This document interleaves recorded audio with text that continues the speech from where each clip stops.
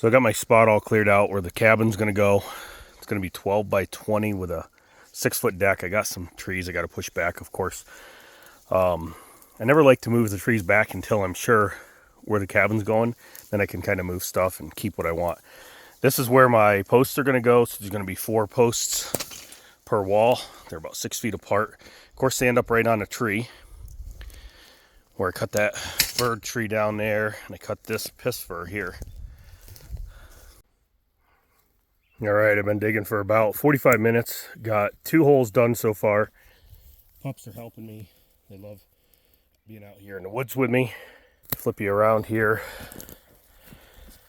So about 30 inches deep. So you can see these different layers here. This top layer is more duffy, and then you can see this. See if I can point to it right here. This band, that's like a soft clay layer, and then down here is what we consider a false bedrock.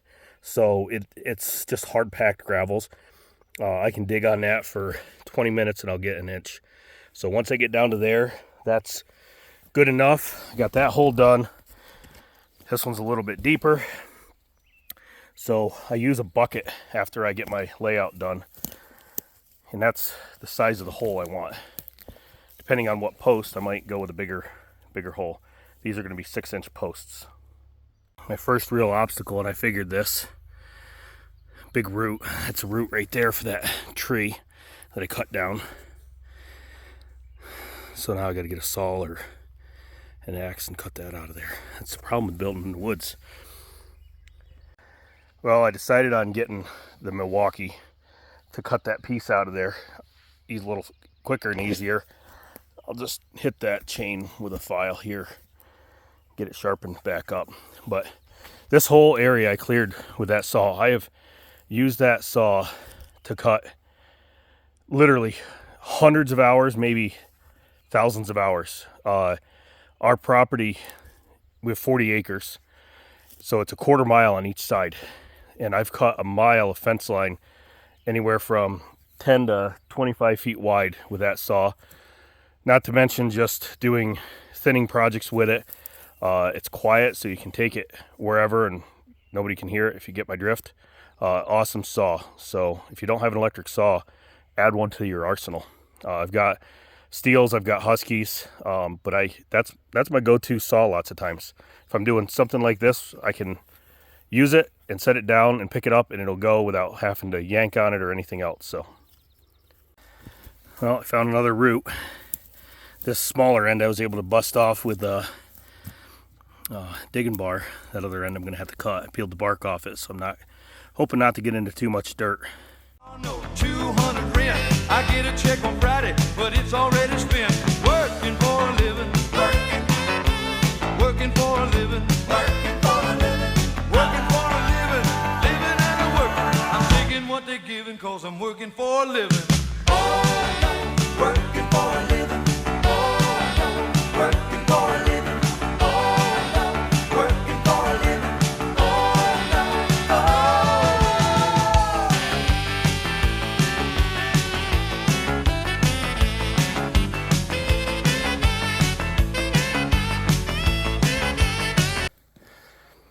All right, just finished up this hole.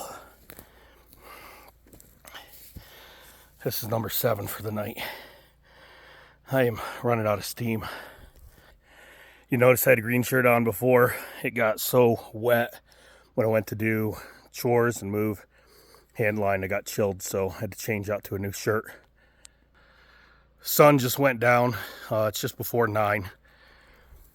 I got 1 left, and I really don't want to do it.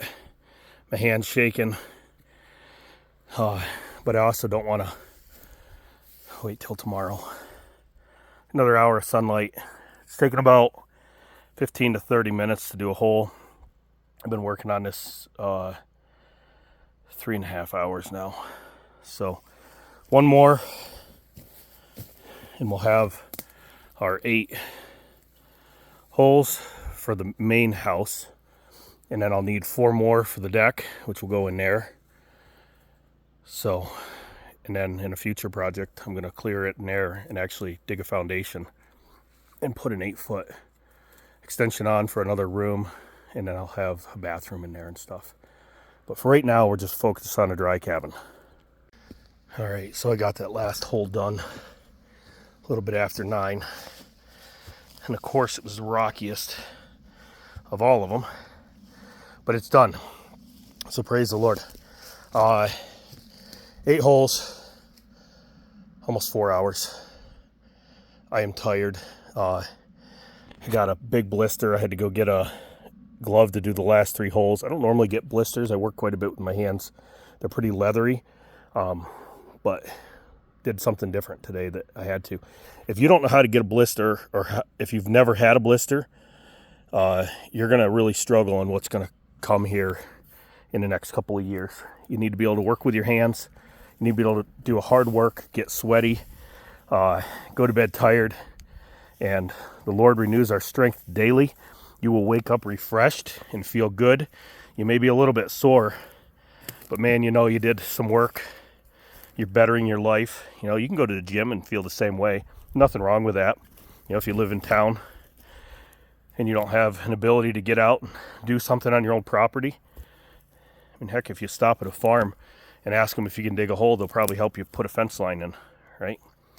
So there's the 8 holes. That's it for tonight. I got to put, so tomorrow I'll get some Portland cement, show you guys how I mix up my cement. I'll put 4 to 6 inches in the bottom of these, let that cure, and then we'll set our post on that. That way, if the posts shrink in the cement, they won't be able to push down through the cement and the whole house will settle. So if you put cement on the bottom like that, you don't ever have to worry that. You can also run rebar through them. I find it's easier just to put a little bit of cement in the bottom of the hole.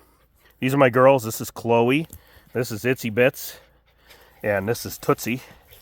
And they are my best friends. They help me all the time. They're always out here. They love being out in the woods doing things with me.